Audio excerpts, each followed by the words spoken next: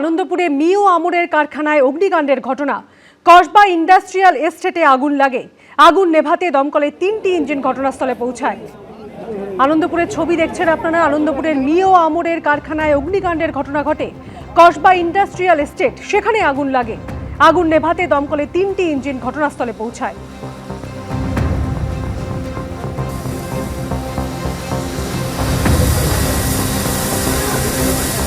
Vote সন্ত্রাসে zero tolerance নীতি নিয়েছে নির্বাচন কমিশন।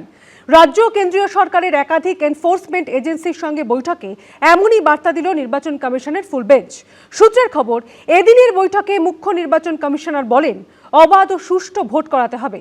স্পষ্ট করে দেওয়া হয়েছে, আইন শৃঙ্খলা বজায় রাখা এবং শান্তিপূর্ণ ভোট নিশ্চিত করার দায় প্রশাসনের। অবাধ ও সুষ্ঠু ভোট করাতে হবে।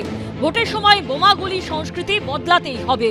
বিধানসভা ভোটের মুখে রাজ্যে এসে কড়া বার্তা দিলেন মুখ্য নির্বাচন কমিশনার গণেশ কুমার। পুলিশ প্রশাসনকে নিরপেক্ষ ও স্বচ্ছতার সঙ্গে কাজ করার নির্দেশ দিয়ে সন্ত্রাসের প্রতি নির্বাচন কমিশনের জিরো টলারেন্স নীতির কথা পরিষ্কার জানিয়ে দিলেন মুখ্য নির্বাচন কমিশনার। বেচারা গণেশ কুমার, তার জন্য আমার খারাপ লাগে। Strong vanishing powder. আজকেও আমি শুনলাম অফিসারদের মিটিং করে বহু থ্রেট করা হয়েছে। শুধু এখন অ্যাকশন নেবে তা নয়, যদি ওনার কথা না শোনে। মানে ভ্যানিশিং পাউডার।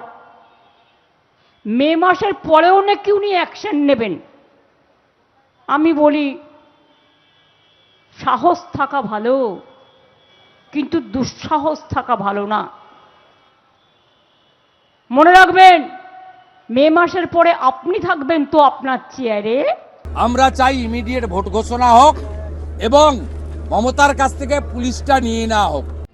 রবিবার রাতে মুখ্য নির্বাচন কমিশনার সহ নির্বাচন কমিশনের ফুল বেঞ্চ কলকাতায় এসেছে। সোমবার সকালে প্রথমে রাজনৈতিক দলের সঙ্গে বৈঠকের পর দুপুরে জেলা শাসক, পুলিশ সুপার, পুলিশ কমিশনার সহ রাজ্য ও কেন্দ্রীয় সরকারের একাধিক এনফোর্সমেন্ট এজেন্সির পদস্থ অফিসারদের সঙ্গে বৈঠক করে কমিশনের ফুল বেঞ্চ। নির্বাচন কমিশন সূত্রে খবর, বৈঠকে মুখ্য নির্বাচন কমিশনার গণেশ কুমার বলেন, 2021 সালের বিধানসভা নির্বাচনের পর পশ্চিমবঙ্গের ভাবমূর্তি ক্ষতিগ্রস্ত হয়েছে। সারা দেশ দেখেছে ভোট পরবর্তী হিংসার ঘটনা।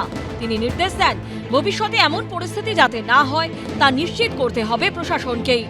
সোমবারের বৈঠকে পুলিশ প্রশাসনের উদ্দেশ্যে গণেশ কুমারের নির্দেশ, অবশ্যই সুষ্ঠু ও অবাধ ভোট করাতে হবে। পুলিশ যাতে কোনো রাজনৈতিক দলের প্রভাবে কাজ না করে তা নিয়েও কড়া নির্দেশ দেন মুখ্য নির্বাচন কমিশনার। বৈঠকে কমিশনের তরফে প্রশ্ন তোলা হয়, সভ্য সমাজে ভোটের সময় কেন বোমা ও গুলির ঘটনা ঘটবে? এই সংস্কৃতি বদলাতেই হবে। নির্বাচন কমিশনের অত্যন্ত কড়া হওয়া উচিত, কারণ পশ্চিমবঙ্গের অনেক আধিকারিক মনে করেন যে মমতা বন্দ্যোপাধ্যায়ের কাজ করলে বা নির্বাচনের নিয়মবিধি বহির্ভূত কাজ করলে তাদের গায়ে স্পর্শ করার ক্ষমতা কারণ নেই। একটা লোক তার এতটুকু অপরাধ বোধ বা বিবেক বোধ বলে কিছু নেই, মানুষের কাছে হাত জোড় করে ক্ষমা না চেয়ে তিনি সাংবাদিকদের উদ্দেশ্যে হাত নাড়ছেন, যেন বিশ্ব জয় করে ফিরেছেন। আমি বলেছিলাম, এই নির্বাচনী কমিশন, এই নির্বাচন কমিশন এবং নির্বাচন কমিশনার নিরপেক্ষ নয়। ইনি বিজেপির সহকর্মী বা বিজেপির সহকারী সংস্থা হিসেবে কাজ করছে। মাদক পাচারের সঙ্গে যুক্ত থাকতে পারে এমন সন্দেহভাজনদের আগে থাকতেই ধরপাকড় সংক্রান্ত পিআইটি এনডিপিএস আইনের নোটিফিকেশন এখনো পর্যন্ত পশ্চিমবঙ্গে কেন হয়নি সেই প্রশ্ন তোলা হয় কমিশনের তরফে। রাজ্য ও কেন্দ্রীয় সরকারের সব এনফোর্সমেন্ট এজেন্সিকে প্ররোচনামূলক কাজকর্ম বন্ধ করতে, নিরপেক্ষ কঠোরভাবে কাজ করতে নির্দেশ দিয়েছে নির্বাচন কমিশন।